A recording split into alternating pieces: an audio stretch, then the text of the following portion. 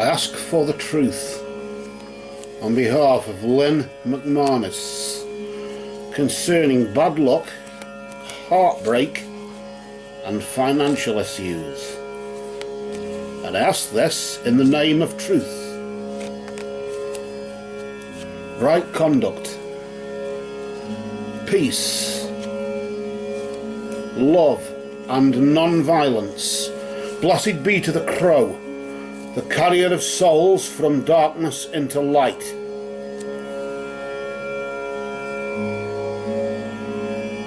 And we cut the deck there for you, Lynn, and where the deck splits is where it's believed to be at its most strongest. We place the tarot to the side, the Crow's Magic Tarot by London Marks, and we just place here, and I'll deal out 3 cards. We'll do past, present and future. In this case we do the recent past, the present and the immediate future.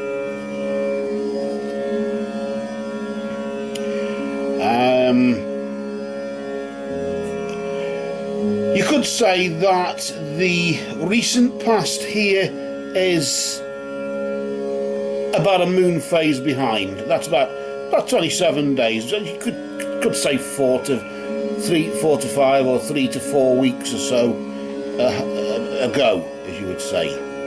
And then the immediate future is about 3 or 4 weeks or so into the future, isn't it? Let's leave that. So, and of course Lynn Mcmanus here just in the middle with bad luck, heartbreak and financial issues. Of course that bad luck, heartbreak and financial issue, as you would say, was going on just recently over the past 3 or 4 weeks or so. So what we'll do, we'll establish where we were. So we'll grab this first card here, let's bring it round here, and we'll just flip it slowly just to see what Crow has to offer, see what insight Crow has to bring for us, so we can just see what's going on here. And there you've got the Page of Cups. Crowley calls the Page of Cups the Princess of Cups. Often seen holding a turtle.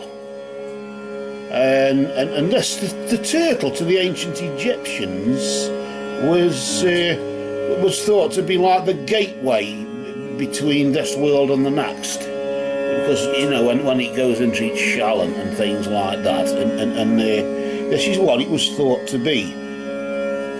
And so that's the Crowley interpretation of it, as you would say, to some degree. The Crow tends to focus here more on the mystical, more on the unearthly energy, that unearthly vibrations that have been taking place just recently here. Unearthly, while of course that's a spiritual sort of thing, isn't it? That's sort of beyond this, the physical, as you would say. And of course, I suppose you can take a look at this card and we can just see here we've got the star signs of yes, you've got Virgo there, and you've got and Cancer and whatever going on there. So really, I suppose to some degree, Cups. Notice how it's the Page of Cups. Cups, the suit of cups, is of course, as you know, the suit of hearts. It's in the minor arcana, isn't it? And of course, the minor arcana is like your deck of playing cards or whatever, as if you could call it that. But of course, there are two decks, aren't there, in the tarot? There's the major arcana, the first 22 major arcana, and then the 56 minor arcana. The first 22 major arcana sort of doesn't really give you much choice in the matter, whereas you have power to change it. If it's a minor arcana energy, as you could call this, as you would call this, then you did in the recent past, over the past 4 or 5 weeks or so, you did have power to change it. To change the heartache, the bad luck, the financial situation. You had power to change it.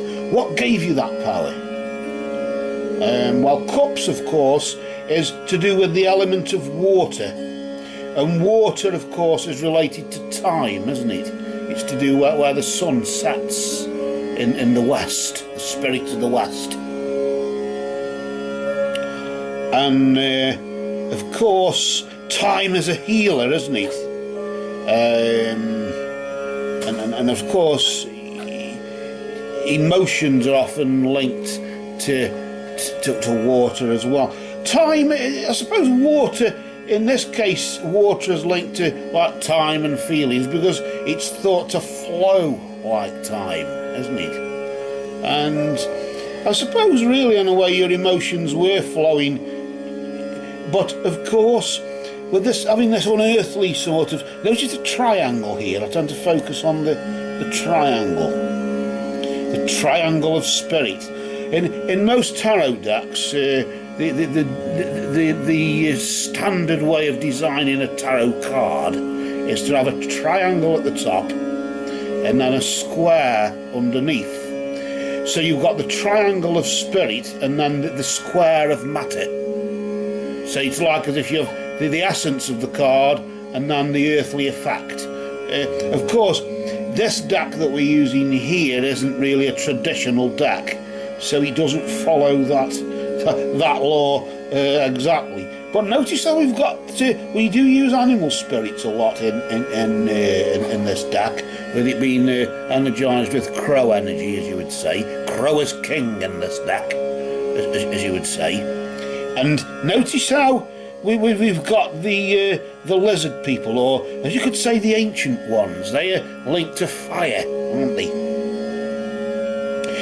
Of course, the page of cups, the page itself, or the princess in the Crowley deck, of course, that's related to or connected to the element of earth.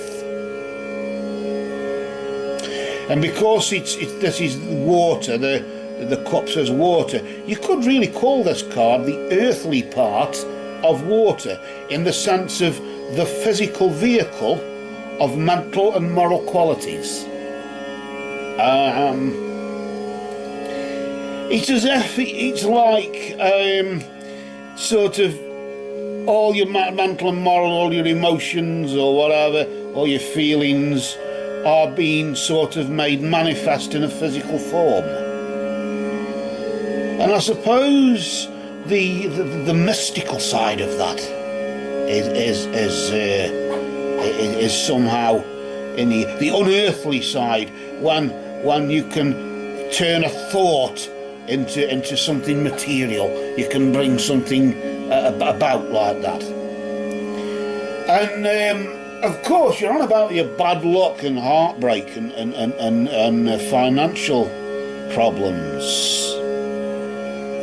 There seems to be really as if, I got a funny feeling here, as though just over the past 3 or 4 weeks or so, you've been using occult means to try and solve the situation. I mean, let's face it, you have posted on Facebook into the group, haven't you? Into this psychic readings group or whatever, and you posted a request in there. So that may be just part of what you've been up to. Maybe you've been studying healing or something like that, or whatever. But either way, even just by consulting this, even just by my being drawn to this, or any other reader or diviner or sage or whatever being drawn to this is enough, isn't it? It's the magic at work. Crow is here now, and Crow carries the soul from darkness into light. But of course that was then. At least the magic has been acknowledged by Crow, and he is saying that maybe the bad luck, the heartbreak and the financial issues were because of magic. At least over the past 3 or 4 weeks or so. But then again, not necessarily magic though. Only over the past 3 or 4 weeks or so have you had the power to change it, as far as we know. That's as far back as we can go.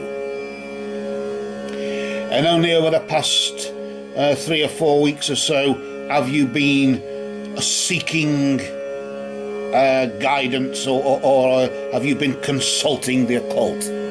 The occult meaning hidden, of course. Let's see what the next card is. The next card is representative in the spread, of course, is representative. This is the present influence. This is you right now, isn't it? So let's just see what situation, what vibrates right now, what Crow has brought you, how he's manifested, or this, it could be the result of the past, or of course the cause of the future as well, couldn't it? But the past and the future are really the same thing. It's only time that separates them. Let's just as we slowly reveal a major arcana card, the Lovers.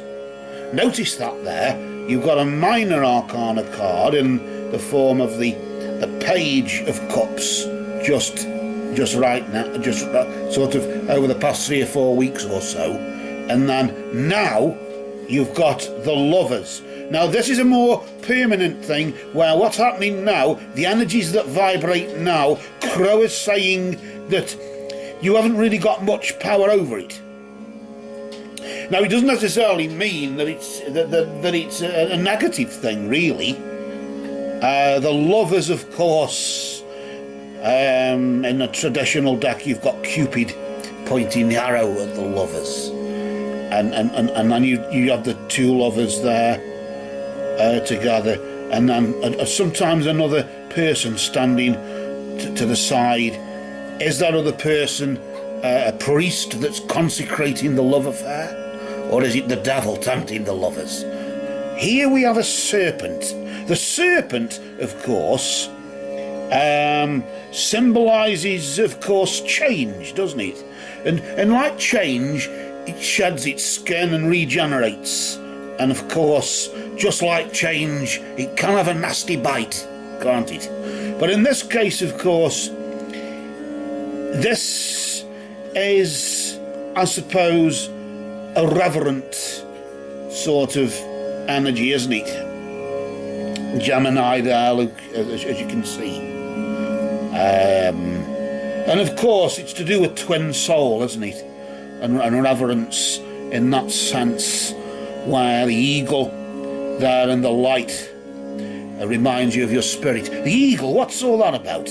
Well, the eagle is a bird, isn't it? And the bird people, their spirits are thought to carry the messages from the heavens to the earth.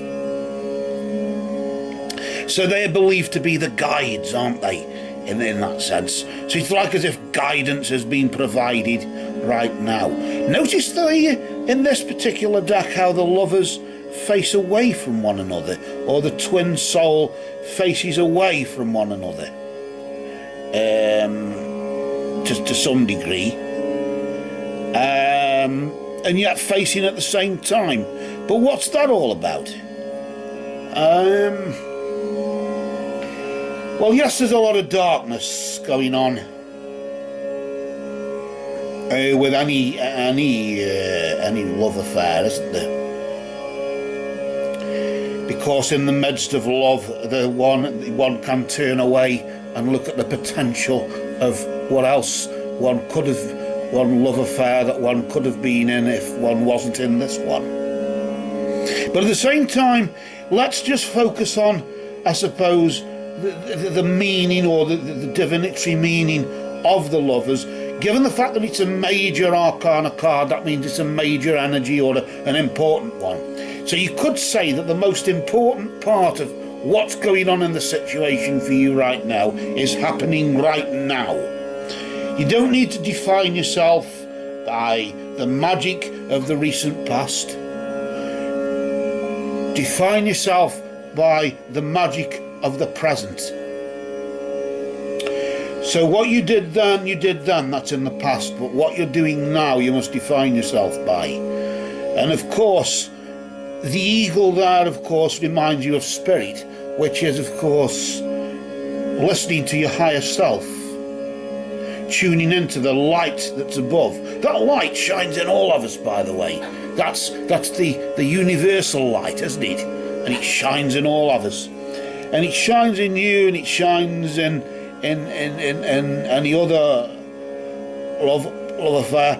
But in this particular case, I like to focus on the Lovers in the sense of a decision, an important decision. Because any love affair or anything like that is an important decision. You're deciding to tie the knot or something like that, aren't you? And this sort of focuses really on domestic affairs and important decisions that are, or an important decision that you're having to make right now. A very important decision. This could be even a domestic decision. What's brought you to that, though? The magic of the recent past, the mystical energy of that, the unearthly energy that vibrated just recently, that has driven you to seek the occult guidance from spirit, only to discover that really that guidance can only be given by yourself, to yourself, through the light that's within. I want to focus on the next card now, which is the immediate future. And the immediate future influence, as you would say, for the next 3 or 4 weeks or so. Let's just, we'll just reveal this card slowly. We'll just turn it nice and slowly, flip it there slowly. Another major arcana card, the Empress. And the Empress there, notice again, that's Taurus this time, isn't it? That's got a Taurus feel to it. Taurus, I suppose, is a bit like, if Taurus doesn't get what he wants, he's like a raging bull, isn't he? In this particular case, though, the Empress represents personal accomplishment. Notice there you've got the bird people again, there's guidance, but there's also the four-legged ones. And the four-legged ones provide protection because their spirits walk the earth, don't they? And spirits that walk the earth protect. The jaguar there reclaiming you, giving you the ability to reclaim whatever you had taken. Even a soul part that may have got lost in the void can be retrieved, can't it? Notice there, Crow again, carrying the soul from darkness into light. Crow is king. And really this is more to do with, for the immediate future anyway, in the next 3 or 4 weeks or so, it's all about intuition. Using how you conceive things, how you understand things, and it's following the spirit, isn't it? Notice how we said about that just then, with the eagle right now.